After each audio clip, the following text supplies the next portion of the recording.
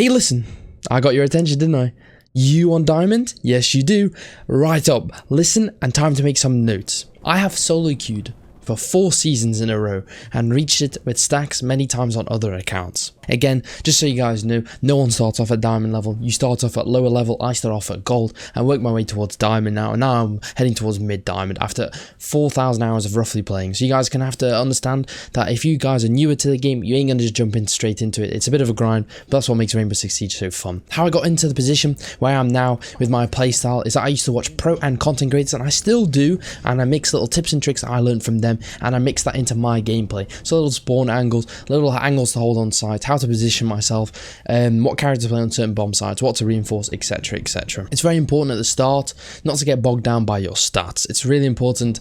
I have so many people in my streams and videos ask me, is a 1.2 KD good, etc. Honestly guys, it's part of the package, but it's not the end all be all. I'd rather win a game and go 2-6 than lose a game and go 8-4, because at the end of the day, no one's going to care about your KD if you win a match. I've seen stats where I've even dropped 14 kills and I've dropped 0 kills and won, but no one actually flames because you won. Who's going to flame someone for if you win the game? Sometimes someone needs to step up more, but that's okay, because it's not all about a KD at the end of the day. There's so much you can do in a round that won't go on the scoreboard. This is called kost, as we break it down in esports terms. It's a very big thing in Valorant. Siege has it, but we just don't get a scoreboard for it. Kost is the percentage of rounds in which a player gets a kill, plants or disables the bomb, should I say, survives, how many kills you get or get traded, or the number of untraded kills for this player. So that's how many kills you get that aren't followed by the enemy. So that's a really important stat that can really change a round.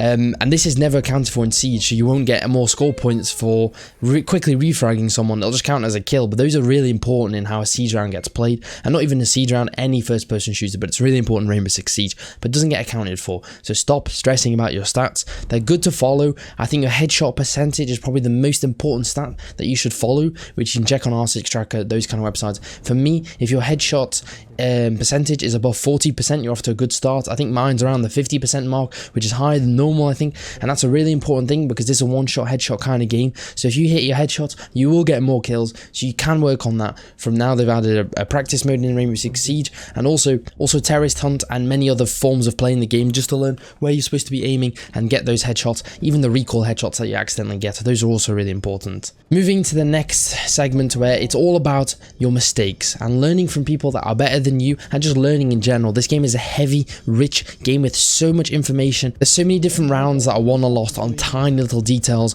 like that don't get scrutinized the same way if you're on a 1v2 or you make a silly whiff, or those kind of things that get flamed so much more by the people you're playing with, etc, etc. So I wouldn't bog down too much on those kind of things. You just sometimes even review your own games if you guys have got the replay system on, to see where you went right and where you went wrong. Sometimes it's also just about timing, where you can just be in the wrong place at the wrong time with timing. When you're aiming on a corridor for about 25 seconds, then you move and then the guy comes around the corner. Those are the kind of things that happens to every single player, no matter how good or how bad you are. That's an okay thing to happen. Now you might be wondering, how do I get from plat to diamond, which is, I think, is the biggest question I get asked all the time, because it's probably the hardest jump in terms of game mechanics and everything else. So I'll break it down into a few categories. It's the people you play with, it's your mindset, and it's the grind, the scary word grind, and it's also your positioning plus map knowledge. Those are the 4 categories I broke down. I'll go through each of them right now. So the people you play with, it's important to put yourself out there, find teammates. I know there's so many people who come to me and say, I'm solo,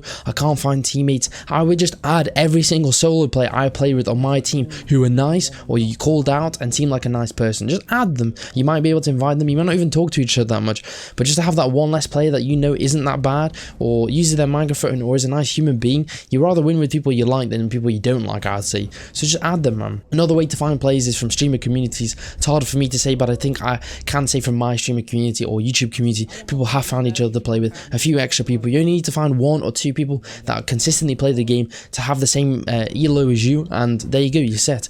I don't 5-stack myself very often. It's only rarely. I only do it with content creators. I normally only about 3-stack myself myself. Sometimes I 5-stack with my viewers, but that's kind of different to what I'm talking about. So you don't need to find those 5 players. Not many people have that 5-stack god stack they're all talking about, or want to dream of. That just doesn't happen. So I just be nice, add people, send them a message, just be nice, don't poke them too much, just ask them if they want to play, and that'll help. That'll go a long way. Leading into this is using your microphone. I think it's really important for you to use the microphone. I play in games, I'm a streamer, it's a little bit different, but I think I still do the same thing, where if I'm on my own and I'm playing ranked, I will still give callouts. Even if no one else is talking, I will still yellow ping, I will still talk to my teammates, I'll still tell them what to do. I don't care, man. I'm never going to see these players again, probably, and if I do, they're the ones that are more being scared than me, because I'm using my microphone and helping, man. I'm not going to talk too much, that's a big thing. Don't talk like all the time, but just give them information.